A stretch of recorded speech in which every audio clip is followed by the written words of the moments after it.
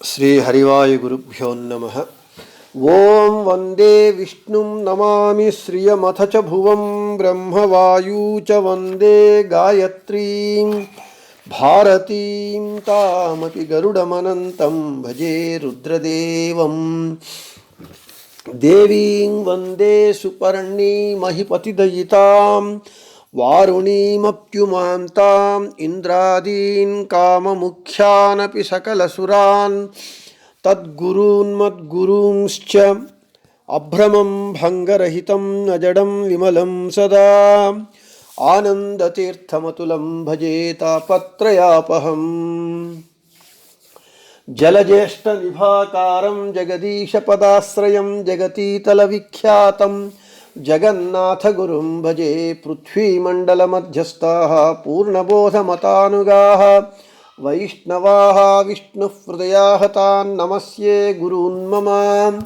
आपादमौलिपर्यन्तं गुरूणामाकृतिं स्मरेत् तेन विघ्नाः प्रणश्यन्ति सिद्ध्यन्ति च मनोरथाः। श्री विद्यासागर माधवतीर्थगुरुभ्यो नमः। हरि ओं। ಹರಿಕಥಾಮೃತಸಾರ ಗುರುಗಳ ಕರುಣದಿಂದ ಆಪನಿತು ಪೇಳುವೆ ಪರಮ ಭಗವದ್ಭಕ್ತರಿದನಾದರದಿ ಕೇಳುವುದು ಶ್ರೀರಮಣಿಕರ ಕಮಲ ಪೂಜಿತ ಚಾರು ಚರಣ ಸರೋಜ ಬ್ರಹ್ಮ ಸಮೀರವಾಣಿ ಫಣೀಂದ್ರವೀಂದ್ರ ಭವೇಂದ್ರ ಮುಖ ವಿನುತ ನೀರಜ ಭವಾಂಡೋದಯ ಸ್ಥಿತಿ ಕಾರಣನೆ ಕೈವಲ್ಯದಾಯಕ ನಾರಸಿಂಹನೆ ನಮಿಪೆ ಕರುಣಿಪುದೆ ಮಗೆ ಮಂಗಳವಾ. ಇಟ್ಟಿಕಲ್ಲನು ಭಕುತಿಯಿಂದಲಿ ಕೊಟ್ಟ ಭಕುತಗೆ ಮೆಚ್ಚಿ ತನ್ನನೆ ಕೊಟ್ಟ ಬಡ ಬ್ರಾಹ್ಮಣನ ಒಪ್ಪಿಡಿಯವಲಿಗಗಿಳಾರ್ಥ ಬಡ ಬ್ರಾಹ್ಮಣನ ಒಪ್ಪಿಡಿಯವಲಿಗೆ ಅಖಿಳಾರ್ಥ ಕೆಟ್ಟ ಮಾತುಗಳೆನದೆ ಚೈದ್ಯನ ಪೊಟ್ಟೆಯೊಳಗಿಂಬಿಟ್ಟ ಬಾಣದಲಿಟ್ಟ ಭೀಷ್ಮನವ ಗುಣಗಳೆಣಿಸಿದನೇನೋ కరుణాళు. నిన్నటి రోజున ఈ పద్యము యొక్క పదచ్ఛేదము, ప్రతిపదార్థము, తాత్పర్యము మరియు ఇట్టికల్లను భకుతియిందలి కొట్ట భకుతಗೆ మెచ్చి తన్ననే కొట్ట అనేటటువంటి పంక్తి యొక్క విశేష వివరణ చెప్పటం జరిగింది. భక్తుడైనటువంటి పుండరీకుడు భక్తితో ఒక ఇటుక రాయిని వేసి దాని మీద శాశ్వతంగా తన కొరకు భక్తుల కొరకు నిలబడమని ప్రార్థిస్తే ఆ ప్రార్థనను మన్నించినటువంటి కరుణామూర్తి మన స్వామి. ఇక ఈరోజు కొట్ట బడ బ్రాహ్మణన ఒప్పిడి అవలిగఖిళార్థ కొట్ట. పేద బ్రాహ్మణుడైనటువంటి కుచేలునికి ఒక్క పిడికెడు అటుకులనిస్తే సకల ఐశ్వర్యములను ఇచ్చాడు భగవంతుడు. కుచేలుని పేరు సుధాముడు అని, సుధామా అని.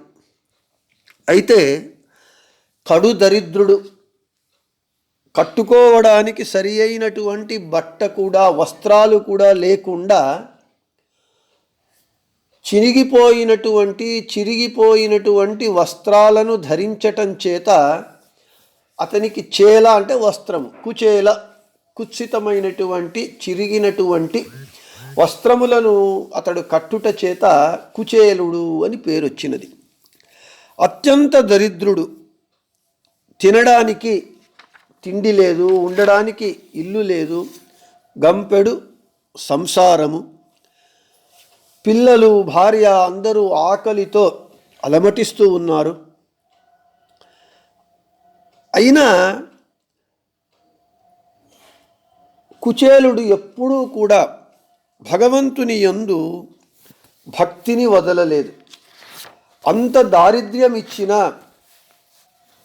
భగవంతుణ్ణి నిందించక ఈ సంపాదన కొరకు సంపాదన చెయ్యటానికే తన కాలాన్నంతా వెచ్చించకుండా సర్వకాల సర్వావస్థలయందు సదా భగవంతుణ్ణే ధ్యానిస్తూ ఉన్నాడు, స్మరిస్తూ ఉన్నాడు, అర్చిస్తూ ఉన్నాడు. అయితే అతని భార్య చెబుతూ ఉన్నది భర్తకు, కృష్ణుడు మీకు బాల్య స్నేహితుడు, కృష్ణుడు మహదైశ్వర్య సంపన్నుడు, మీరు వెళ్ళి మీ స్నేహితుడైనటువంటి కృష్ణుని సహాయాన్ని కోరండి మన దారిద్ర్యము తీరటానికి అని పదే పదే భార్య భర్తకు కుచేలునికి చెబుతూ ఉన్నది. అయితే ఆయనకు పోయి భగవంతుణ్ణి తన దారిద్ర్యము పారద్రోలమని ప్రార్థించటానికి మనసు అంగీకరించటం లేదు. అయినా భార్య పదే పదే చెబుతూ ఉన్నప్పుడు అతనికి ఒక ఆలోచన వచ్చినది. భార్య చెబుతూ ఉన్నది భగవంతుడైనటువంటి కృష్ణుణ్ణి చూడమని కదా. సరే, నేను తన దారిద్ర్యాన్ని పోగొట్టడమని అర్థించటము వదలటము అనేటటువంటిది అది వేరే విషయమైతే, భార్య మాటలు విని కృష్ణుని వద్దకు వెళ్ళితే కృష్ణుని దర్శనం అవుతుంది అనేటటువంటి ఆశతో కుచేలుడు వెళుతూ ఉన్నాడు. పెద్దల దగ్గరికి, గురువుల దగ్గరికి, భగవంతుని వద్దకు, గర్భిణీ స్త్రీల వద్దకు, పిల్లల వద్దకు వెళ్ళేటప్పుడు రిక్త హస్తాలతో వెళ్ళకూడదు, ఉత్త చేతులతో వెళ్ళకూడదు. ఏదైనా ఒకటి తీసుకొని వెళ్ళాలి వారికి సమర్పించటానికి. ఇంట్లో తీసుకొని వెళ్ళటానికి ఏమీ లేదు. అప్పుడు భార్య ఎలాగో అలాగా ఇంత 4 పిడికెడు అటుకులను సంగ్రహించి, అది కట్టుకోవడానికి ఒక మంచి వస్త్రం లేదు, కుచేలము, కుత్సితమైనటువంటి చేలము, ఒక చిరిగినటువంటి ఒక వస్త్రంలో దాన్ని ఏదో ఒక విధంగా 4 పిడికెడు అటుకులను ఇచ్చి కుచేలుణ్ణి కృష్ణుని వద్దకు పంపిస్తూ ఉన్నది. కుచేలుడు కృష్ణుని దర్శనానికి వెళుతూ ఉన్నాడు. వెళ్ళి కృష్ణుని దర్శనమైనది. కృష్ణుణ్ణి చూచిన వెంటనే కుచేలుడు అన్నీ మరచిపోయాడు కృష్ణుణ్ణి చూచినటువంటి ఆనందముతో. కృష్ణుడు కూడా తన బాల్య స్నేహితుడని ఆదరంగా పిలిచి కూర్చోబెట్టి సింహాసనము మీద అతనికి పాదపూజ చేసి మృష్టాన్న భోజనము పెట్టి సకల మర్యాదలు, ఉపచారములు, సపర్యలు చేసి కృష్ణుడు కుచేలుణ్ణి అడుగుతూ ఉన్నాడట. కుచేలునికి తాను తెచ్చినటువంటి అటుకులను కృష్ణునికి ఇవ్వడానికి సందేహిస్తూ ఉన్నాడు కృష్ణుని మహదైశ్వర్యాన్ని చూసి. అప్పుడు కృష్ణుడే, హే సుధామ, కుచేల, ఏదో నీ చేతిలో ఒక చిన్న మూట ఉన్నది, అది ఇమ్మనంటూ ఉన్నాడు. అయితే కుచేలుడు పాపము సందేహిస్తూ ఉన్నాడు. అప్పుడు కృష్ణుడు తానే ఆ మూటను లాక్కొని ఆ మూటను విప్పి ఒక పిడికెడు అటుకులు తిన్నాడు. ఇంకొక పిడికెడు అటుకులు తినడానికి ఉద్యుక్తుడైనప్పుడు రుక్మిణీదేవి వచ్చి ఆపినది. మీరు ఈ ఒక్క పిడికెడు అటుకులు తినడంతోనే కుచేలుడు మహదైశ్వర్య సంపన్నుడయ్యాడు అని చెప్పి. సరే, కృష్ణుని దర్శనమైనది, కృష్ణుని చేత సకల మర్యాదలను పొందాడు, ఆదరాన్ని పొందాడు. కుచేలుడు ఇక నేను వస్తాను కృష్ణ అని బయలుదేరుతూ ఉన్నాడు. కృష్ణుడు కూడా వెళ్ళమని సాగనంపాడు. అయితే భార్య చెప్పి పంపినది ఏమి, దారిద్ర్య పరిహారానికి స్నేహితుడైనటువంటి కృష్ణుని సహాయాన్ని అర్థించమని. అయితే ఆ కృష్ణుని చూచినటువంటి సంతోషంలో, ఆనందంలో అన్నీ మరచిపోయాడు. ఏమి అడగాలి అనేటటువంటిది కూడా ఆయనకు జ్ఞప్తి రాలేదు. అయినది దర్శనమైనది. సంతోషంగా కృష్ణుణ్ణే స్మరించుకుంటూ, కృష్ణుడు ఎంత మంచివాడు, అంత ఐశ్వర్యం ఉన్న దరిద్రుడనైన నన్ను గుర్తుపెట్టుకొని ఇంత ఆదరం చేశాడు అని కృష్ణుని గురించే ఆలోచిస్తూ, కృష్ణుని దయ గురించి, కరుణ గురించి ఆలోచిస్తూ వచ్చాడు. వస్తే అతను ఇంటి దగ్గరికి వచ్చేటప్పుడు అతని ఇల్లు లేదు. అక్కడ పెద్ద అంతఃపురము కనబడుతూ ఉన్నది. అంతఃపురము నుండి సేవకులందరూ, పరిచారకులు అంతఃపురంలో నడయాడుతూ ఉన్నారు.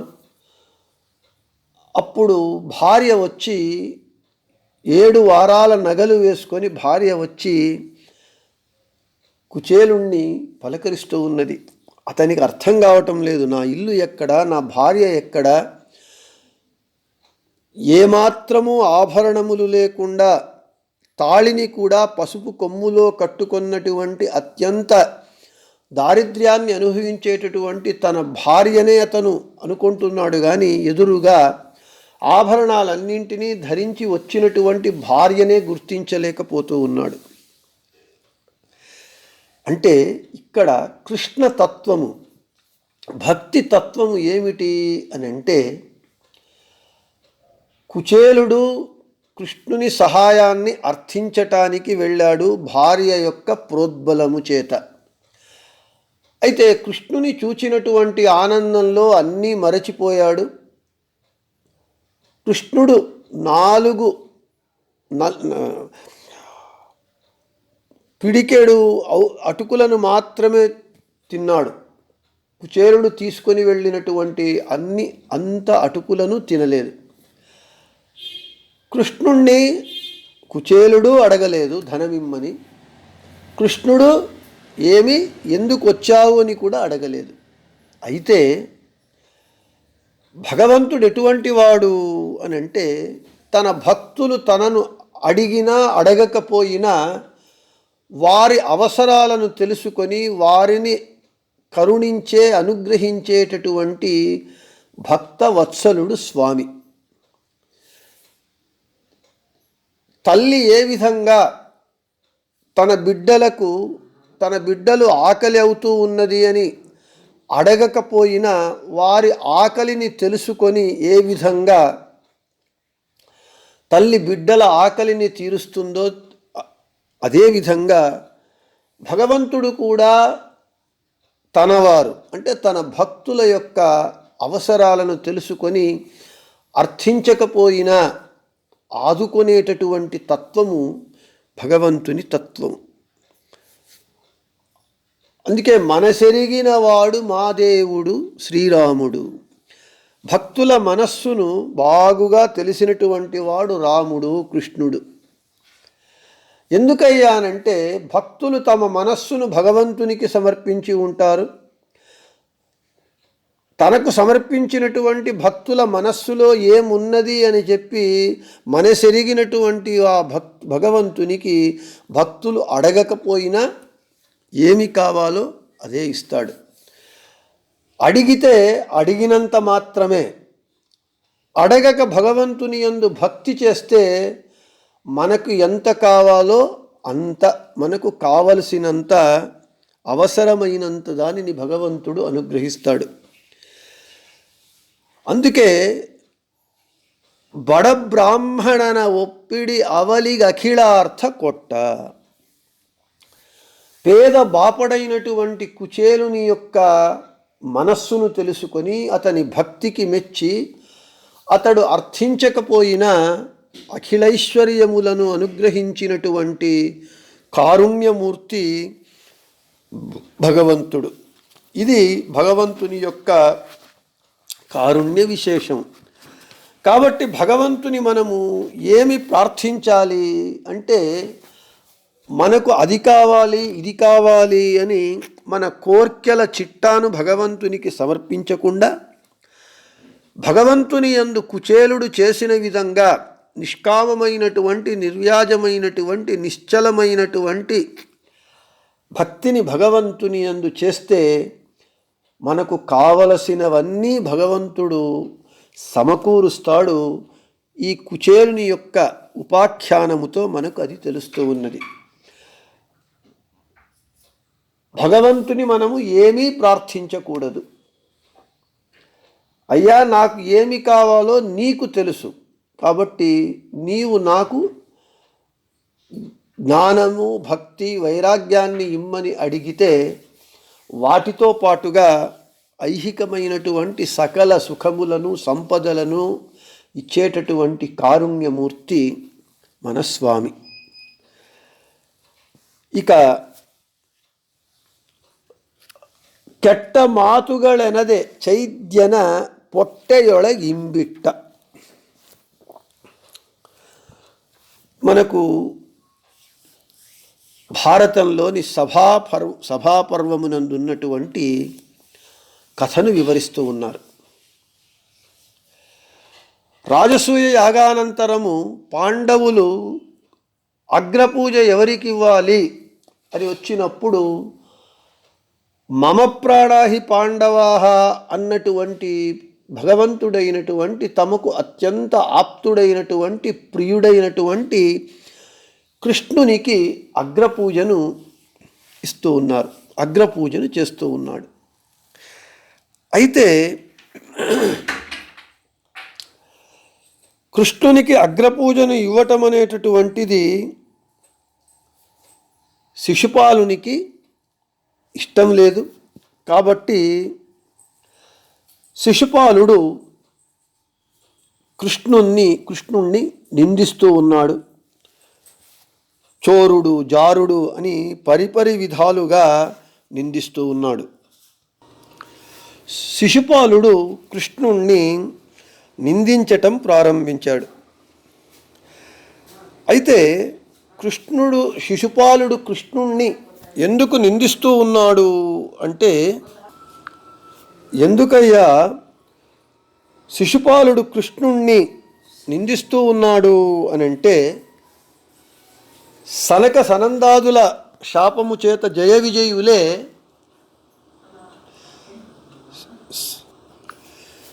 శిశుపాలుని యందు జీవద్వయావేశము ఉన్నది.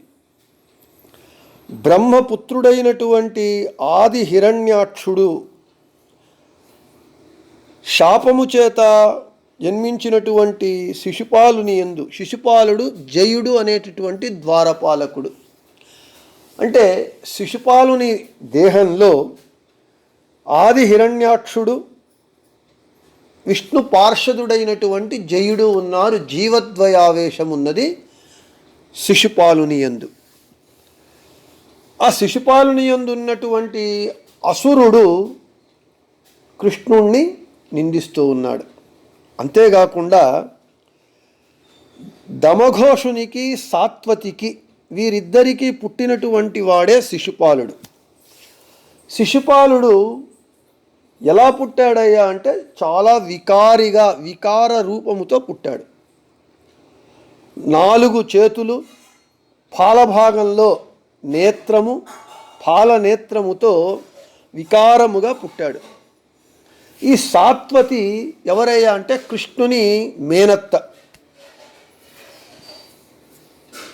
అప్పుడు ఎవరైతే ఆ శిశువుని ఎత్తుకున్నప్పుడు వాడు సురూపి అవుతాడో, అంటే కురూపితనాన్ని పోయి సురూపిగా అవుతాడో, వాడే ఆ శిశుపాలుణ్ణి సంహరిస్తాడు, వాడే అతనికి మృత్యు అవుతాడు అని చెప్పబడింది.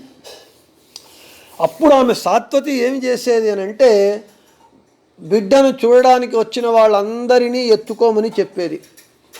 ఎవరు ఎత్తుకున్నా అతడు ఆ శిశువు విరూపాన్ని పోగొట్టుకొని సురూపి కాలేదు. అయితే కృష్ణుడు ఎత్తుకోగానే ఆ సురూపి అయ్యాడు, విరూపము పోయి శిశుపాలుడు.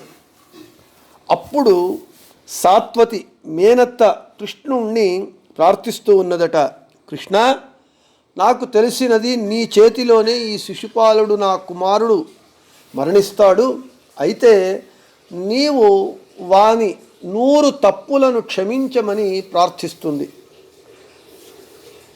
మేనత్తకు ఇచ్చినటువంటి ఆ వరము కారణంగా శిశుపాలుడు 100 తప్పులు చేసిన, అంటే 100 తిట్లను తిట్టినా కృష్ణుడు శిశుపాలుణ్ణి సంహరించడు. అయితే 100 తప్పులు అయిన తరువాత కృష్ణుడు శిశుపాలుణ్ణి సంహరించాడు. కృష్ణుడు శిశుపాలుణ్ణి సంహరించిన వెంటనే శిశుపాలుని దేహము నుండి అందరూ చూస్తుండగానే ఒక జ్యోతి బయలుదేరి కృష్ణుని పాదాంగుష్టము ద్వారా ఉదరాన్ని ప్రవేశించింది. అంటే ఇక్కడ ఒక ప్రశ్న, కృష్ణుణ్ణి నిందిస్తే సాయుధ్య మోక్షం వస్తుందా? అంటే కృష్ణుని దేహంలోనే శిశుపాలుడు ప్రవేశించాడు. అదే అన్నారు, ಕೆಟ್ಟ ಮಾತುಗಳನದೆ ಚೈದ್ಯನ పొట్టెయొಳగి ఇంబిట్ట. చేది రాజు శిశుపాలుడు కాబట్టి అతన్ని చైద్యుడు అన్నారు. 100 తిట్లను తిట్టినటువంటి శిశుపాలునికి కృష్ణుడు అతనిని తన కడుపులో పెట్టుకున్నాడు, అంటే సాయుధ్య మోక్షాన్ని ఇచ్చాడు. అయితే కృష్ణుణ్ణి నిందిస్తే సాయుధ్య మోక్షం వస్తుందా అనేటటువంటి ప్రశ్న మనకు ఉదయిస్తుంది. అయితే మనం మొదటే చెప్పుకున్నట్లుగా శిశుపాలుని యందు జీవద్వయావేశం ఉన్నది. సుజీవి ఉన్నాడు, దుర్జీవి ఉన్నాడు. సుజీవి జయనామక పార్షదుడు, ద్వారపాలకుడు. దుర్జీవి ఆది హిరణ్యాక్షుడు. కృష్ణుణ్ణి తిట్టినటువంటి వాడు రాక్షసుడు. కృష్ణుని ఉదరమునందు అతని పాదము నుండి లోపలికి వెళ్ళినటువంటి వాడు తేజస్సు రూపముతో జయనామక ద్వారపాలకుడు. అంటే చైద్యాంతర్గత, అంటే శిశుపాలుని దేహములో ఉన్నటువంటి జీవుడుగా జయుడు ఉండటం చేత వాడు కూడా చైద్యుడు అని పిలువబడ్డాడు. జయద్వారపాలకుడు కూడా. అక్కడ ముక్తి కలిగినది సుజీవి అయినటువంటి జయనామక ద్వారపాలకునికి. సంహరించినది దుష్టుడే శిశుపాలుని దేహంలో ఉన్నటువంటి దుష్టుణ్ణి, రాక్షసుణ్ణి. అంటే ఒకే దేహములో 2 జీవులు, 2 జీవులు ఉండటము అనేటటువంటి దానిని మనకు మధ్వాచార్యుల వారు మన మహాభారత తాత్పర్య నిర్ణయమునందు చెబుతూ ఉన్నారు. ఈ 2 జీవులు ఒకే దేహంలో ఉండటము అనేటటువంటిది ఎలా సాధ్యం అంటే ఒక లౌకికమైనటువంటి ఉదాహరణ. దయ్యం పట్టింది అని చెప్తాం మనం. ఒకడు ఉంటారు, ఒక ఆమె ఉంటుంది. దయ్యము పట్టినప్పుడు ఆ వ్యక్తి తన స్వభావానికి విరుద్ధంగా ప్రవర్తిస్తూ ఉంటాడు. సన్నగా పీలగా ఉంటాడు. మామూలుగా అయితే కొంత అన్నం తింటాడు. అయితే దయ్యం పట్టినప్పుడు కుంభాలు లాగించేస్తూ ఉంటాడు. అది ఎలా సాధ్యము అని అంటే దయ్యం పట్టింది, ఆ దయ్యము తింటూ ఉన్నది. ఆ దయ్యానికి ఉండడానికి ఒక దేహం కావాలి కాబట్టి ఈ దేహము ద్వారా ఆ దయ్యము తన కోరికలను తీర్చుకుంటూ ఉన్నది. అక్కడ మనకు స్పష్టంగా తెలుస్తూ ఉన్నది, ఒక దేహంలో వాడు, అదే దేహంలో ఇంకొక జీవుడు, దయ్యము. ఇది మనకు అనుభవానికి వస్తూ ఉన్నటువంటిదే, అందరికీ మనము చూస్తూ ఉన్నాము. ఇక మనము సైంటిఫిక్గా, వైజ్ఞానికంగా చెప్పాలి అని అంటే ఈ మధ్య ఈ సినిమాలలో చూస్తూ ఉన్నాం మనం, స్ప్లిట్ పర్సనాలిటీ అని. అంటే ఒకే వ్యక్తి కొన్ని సమయాలలో వైల్డ్గా, అత్యంత క్రూరంగా ప్రవర్తిస్తాడు. కొన్ని సమయాలలో మైల్డ్గా, అంటే చాలా సాత్వికంగా ఉంటాడు. మనం ఏమంటున్నాము, ఇది స్ప్లిట్ పర్సనాలిటీ అని చెబుతూ ఉన్నాం వైజ్ఞానికంగా. అయితే ఈ జీవద్వయావేశము అనేటటువంటిది మధ్వాచార్యుల వారు మనకు తాత్పర్య నిర్ణయంలో చెబుతూ ఉన్నారు. కాబట్టి ఇక్కడ శిశుపాలుని దేహంలో సుజీవి ఉన్నాడు, దుర్జీవి ఉన్నాడు. శిక్ష దుర్జీవికి, ముక్తి సుజీవికి. ఇంకా మనకు అర్థం కావాలి అని అంటే మనిషి చేత కనుగొనబడినటువంటి టీవీ, ఆ టీవీ మనం పెట్టినప్పుడు వందల ఛానళ్ళు మనకు వస్తూ ఉంటాయి. దాంట్లో మీరు ఓటీటీ ప్లాట్ఫామ్స్ అనండి, ఛానల్స్ అనండి, ఏదైనా అనండి, వందల కొలది ఛానల్స్ ఉన్నాయి. అయితే మనం రిమోట్ తీసుకొని మనకు ఏది కావాలో దానిని మాత్రమే పెట్టుకుంటూ ఉన్నాం. మనం ఏ ఛానల్ కావాలి, ఏ ఓటీటీ ప్లాట్ఫామ్ కావాలి అని రిమోట్ సహాయంతో మనకు కావలసిన దానిని పెట్టుకుంటూ ఉన్నాం. అయితే అన్ని ఛానళ్ళు దానిలో ఉన్నా కానీ మనము ఏదైతే ఎంపిక చేసుకొని మనం పెట్టుకుంటామో అది మాత్రమే వస్తూ ఉన్నది. ఒక్కొక్క మారు ఇప్పుడు ఇంకా లేటెస్ట్ టెక్నాలజీ ప్రకారంగా ఒకే స్క్రీన్ మీద 4-5 స్థలాల నుండి లైవ్ రిలే ఇస్తూ ఉన్నారు. ఇప్పుడు ఎలక్షన్స్ రిజల్ట్స్ వచ్చిందంటే హైదరాబాద్లో కౌంటింగు, ఢిల్లీలో కౌంటింగ్ అని ఒకే స్క్రీన్ మీద 4-5 లైవ్ రిలే ఇస్తూ ఉన్నారు. అంటే ఒకే టీవీలో అన్ని ఛానల్స్ ఉన్నా ఏ ఏ ఛానల్ మనకు కావాలో అవి మాత్రమే మనము చూసే విధంగా మనము నిర్మించుకున్నాం మన టీవీలను, మన యొక్క టెక్నాలజీతో. మనుష్యులమైనటువంటి మనమే ఇంత వ్యవస్థను చేసుకొని ఉంటే భగవంతుని వ్యవస్థ చాలా గొప్పది. వాడు అఘటనాఘటన సమర్థుడు, ఏదైనా చెయ్యగలడు. కాబట్టి మనము టీవీలలో చూస్తూ ఉన్నాము. సైంటిఫిక్గా దయ్యము పట్టింది అనేటటువంటిది మనము భగవంతుణ్ణి నమ్మినప్పుడు దయ్యాన్ని మనం నమ్ముతూ ఉన్నాము. ఆస్తికులమైనటువంటి వాళ్ళు మనము దానిని ఒప్పుకుంటూ ఉన్నాము. కాబట్టి వైజ్ఞానికంగా చూసినా, సంప్రదాయకంగా శాస్త్రబద్ధంగా చూసుకున్న ఈ జీవద్వయావేశము అనేటటువంటిది మనకు తెలిసినటువంటి విషయమే. కాబట్టి ఇక్కడ శిశుపాలుని విషయంలో నిందించినటువంటి వానిని, అంటే ఇక్కడ కనబడేటటువంటి శిశుపాలుని యందు 2 జీవులున్నారు, దుర్జీవి, సుజీవి. సుజీవికి ముక్తిని, ఆ సుజీవియే కృష్ణుని పాదముల నుండి ఉదరమునందు చేరుకున్నాడు. అందుకే కెట్ట మాతుగళనది చైద్యన పొట్టయొళగింబిట్ట, దుర్జీవిని సంహరించాడు భగవంతుడు. అంటే భగవంతుడు ఒకే దేహములో 2 జీవులున్నా తన భక్తుణ్ణి రక్షిస్తూ ఉన్నాడు, దుష్టుణ్ణి శిక్షిస్తూ ఉన్నాడు. శిష్ట సంరక్షణ, దుష్ట శిక్షణ అనేటటువంటిది భగవంతుని యొక్క కర్తవ్యము, వాని యొక్క తత్వము. కాబట్టి ఇక్కడ తన భక్తుల పట్ల ఏ విధంగా భగవంతుడు ఎంతటి కరుణను చూపిస్తాడు అనేటటువంటి విషయము ఈ పద్యంలో మనము ఈరోజు 2 ఉదంతాలను చెప్పుకున్నాం, 2 ఉదాహరణలను. బడబ్రాహ్మణన ఒప్పిడి అవలిగఖిలార్థ కొట్ట కుచేలోపాఖ్యానము, కెట్ట మాతుగళనది చైద్యన పొట్టయొళగింబిట్ట అనేటటువంటి శిశుపాలుని యొక్క వృత్తాంతాన్ని, ఈ 2 భక్తుల పట్ల భగవంతుడు చూపించినటువంటి కారుణ్య విశేషాన్ని మనము చెప్పుకున్నాం.